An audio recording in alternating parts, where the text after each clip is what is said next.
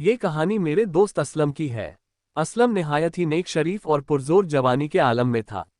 उसके चेहरे से जैसे नूर टपकता था। असलम पंजगाना नमाजी, दीनदार और खूबसूरत शख्सियत का मालिक था। जो भी उसे देखता उसकी सादगी और खूबसूरती पर कायल हो जाता। लेकिन वह बड़ा बदनसीब था। बचपन में ही उसके वालिद और वालदा का इंतकाल हो गया था। उसकी परवरिश रिश्तेदारों के यहाँ पर हुई थी। कभी वह ताया के यहाँ रहता, कभी चाचा के यहाँ या कभी फूफी के यहाँ, कोई एक ठिकाना नहीं था उसका। दिन भर लोगों के काम करता रहता और जब भी फुर्सत मिलती कुरान की तिलावत करने लग जाता। एक दिन असलम ने मुझसे बोला, यारा, मुझे बड़ी शर्म आती है रिश्तेदारों के यहाँ खाना खाने में। कुछ काम करना चाहता हूँ, मुझे कहीं काम पर लगा दो तो बड़ी मेहरबानी होगी। मैंने असलम से कहा, अपने शहर से 10 किलोमीटर दूर ही पास के गांव में अभी नई मस्जिद की तामीर हुई है। वहां अभी कोई मौलाना मुकर्रर नहीं हुआ है। क्या तुम वहां पढ़ाना पसंद करोगे? क्योंकि नई मस्जिद होने की वजह से तनख्वाह बहुत कम है। असलम तो खुशी से उछल पड़ा। उसने कसकर मुझे गले लगाया और बोला, यारा, तूने मुझ पर बड़ा एहसान किया। मुझे इस काम की बहुत जरूरत थी। मैंने असलम से एक जरूरी बात कही। असलम, गांव की तरफ दो रास्ते जाते हैं, एक पक्की सड़क से और एक जंगल की तरफ से। तुम हमेशा पक्की सड़क से ही जाना, जंगल के रास्ते से कभी न जाना। वहां पर भेड़ियों का आतंक है। अकेले आदमी को देखकर हमला कर देते हैं। उस रास्ते से कोई नहीं जाता। ठीक है यारा, मैं ख्याल रखूंगा। असलम रोज सुबह जल्दी उठकर पक्की सड़क से गांव में रोज जाता और शाम को वापस घर आ जाता। कई बार असलम जंगल के रास्ते से भी आता था, पर साथ में गांव वाले भी होते थे। जंगल का रास्ता बहुत ही छोटा था। वह आधा घंटे में ही घर पहुंच जाता।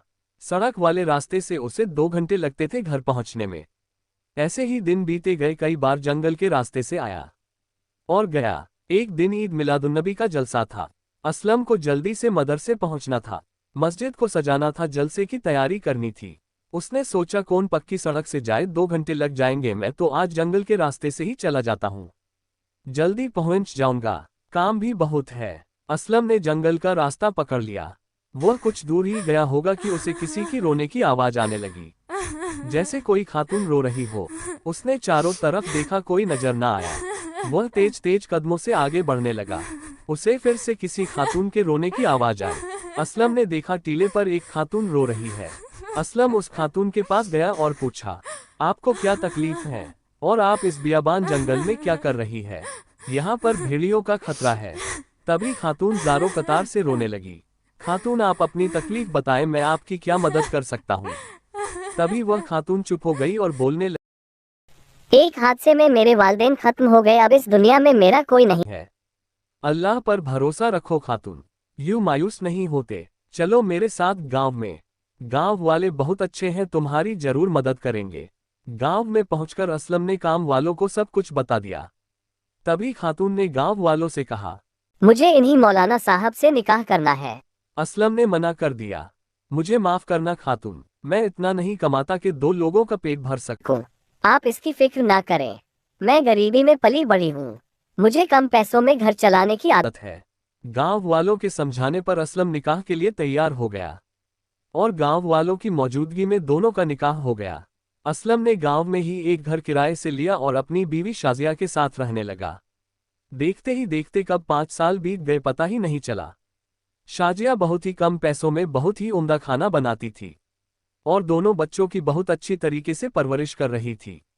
एक दिन असलम के दोस्त आलिम साहब असलम से मिलने आए। जैसे ही उसने दहलीज पर कदम रखा, वह पीछे हट गए। बाहर से ही असलम को आवाज लगाई। एक बच्चा बाहर आया। उसने बोला, वालिद साहब अभी मदरसे में है, आप उनसे वहीं जाकर मिल लीजिए। आलिम साहब ने जैसे ही बच्चे को हाथ लगाया, मानो उनके पूरे जिस्म में बिजली का करंट दौड़ पड़ा हो और वह तपाक से नीचे गिर गए। डरे सहमे मदरसे की तरफ भागे। असलम से बोले, ये घर में क्या बला पाल रखी है? असलम उनकी बात सुनकर चौंक गया। साहब क्या बोल रहे हो, मेरी बीवी और बच्चे हैं वहां पर। वह इंसान नहीं है, वह जिन्नात है। अलीम सपना कुछ राय मतर कर दी और कहा, पूरे घर में इस राय को फैला देना। अगर वह इंसान होंगे तो उन्हें कुछ नहीं होगा और जिन्नात होंगे तो इस राय को छू नहीं पाएंगे। असलम ने घर जाते ही राय को पूरे घर में फैला दिया। जहां भी उसके बच्चे चलते और वह गिर जाते। एक जगह पर बैठी हुई उसकी बीवी यह सब देख रही थी। उठकर असलम से बोली, आप हमसे खौफ मत खाए, आपको हमसे कोई खतरा नहीं है। मैं एक जिन्नात हूँ और मेरे दोनों बच्चे भी जिन्नात हैं। मैं आपकी खूबसूरती पर फिदा हो गई थी। आपको कई बार जंगल के रास्ते से जाते हुए देखा था मैंने, पर आप कई लोगों के साथ जाते थे तो मैं आपसे मिल नहीं सकी। उस दिन आप अकेले जा रहे थे, इसलिए मैंने आपसे निकाह की पेशकश की और हमारा निकाह हो गया। 5 सालों से सब कुछ अच्छा जा रहा था, पर आपके आलिम दोस्त ने मेरी असलियत बता दी।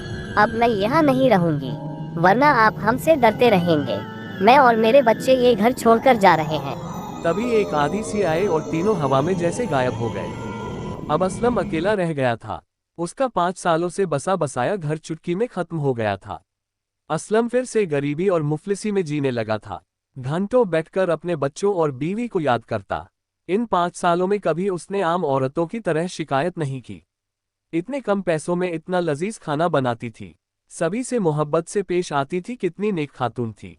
काश आगे असलम के पास कोई अल्फाज नहीं थे।